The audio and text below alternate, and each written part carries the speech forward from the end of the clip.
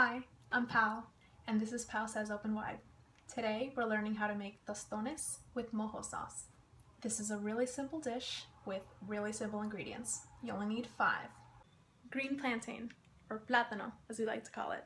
Make sure to get the green ones because the yellow ones are sweet, and we want this to be a savory dish. Garlic, lime, oil, and salt. First things first, we have to peel the plátano. Now, I know it kind of looks like a banana, but definitely do not try to eat this raw. It has to be cooked, and it doesn't peel as easily. I'll show you the way that my mom showed me. First, you cut the ends off, and then notice the ridges on the plátano. You want to cut across 2 of those, and then we'll pick this one next. Okay, once you have this cut, peel it off a little bit.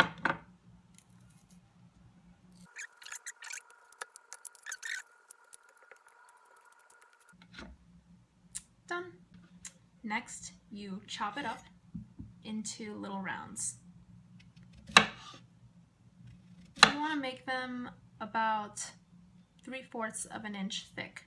That way you get nice sized tostones, but they're still bite-sized. While you're peeling your plátano, make sure and start heating up your oil. I make it so that it covers about 1/2 inch of the pan that I'm using. That way the tostones, while they're in there, can evenly brown on both sides. If you have a deep fryer, that's even better, but unfortunately on a student's budget, I can't really afford it right now. To start my mojo sauce, I mash up about 2 to 3 cloves of garlic, depending on the size, with some salt. I normally would do it in a pilon, which is made of wood and very typical in Dominican Republic. It's what my mom has and has always used. Today I have a marble mortar and pestle. It'll definitely do the trick.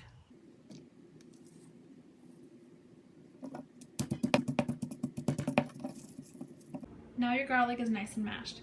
Once we finish making the tostones, I'll show you how to proceed with the mojo. Now we cook the tostones.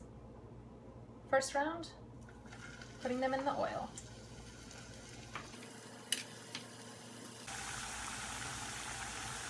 Make sure to flip them so that they cook evenly.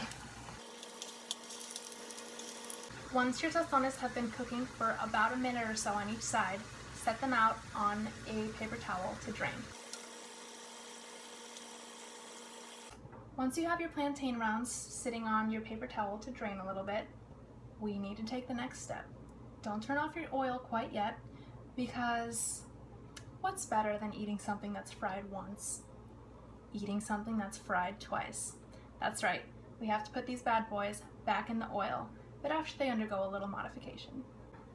Unfortunately, I don't have a real tostone masher, but I find that a nice cup with a flat bottom really does the trick. I'll show you.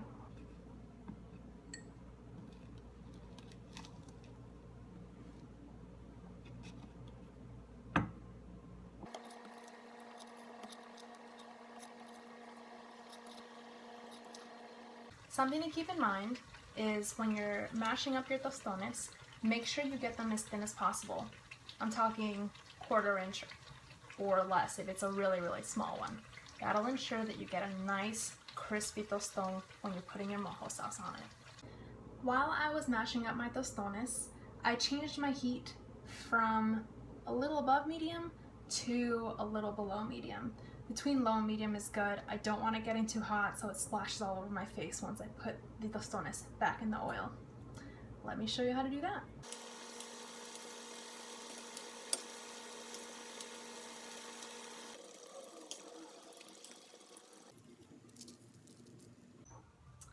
You thought we forgot about the mojo sauce, didn't you?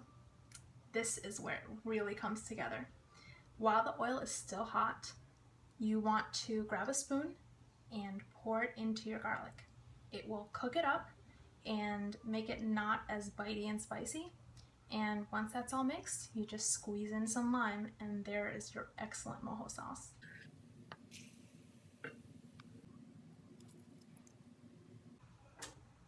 And now for my favorite part of cooking, actually getting to eat what you make. I am a huge garlic lover, so whenever I grab some of my mojo sauce, I make sure to grab some nice pieces of garlic. If you're not a huge garlic fan, you can definitely just use the oil. It's super flavorful and delicious.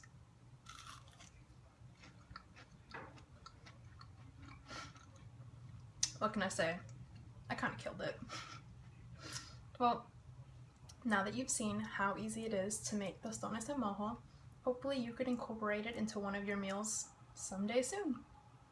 I'm Paola, and thank you for opening wide with me.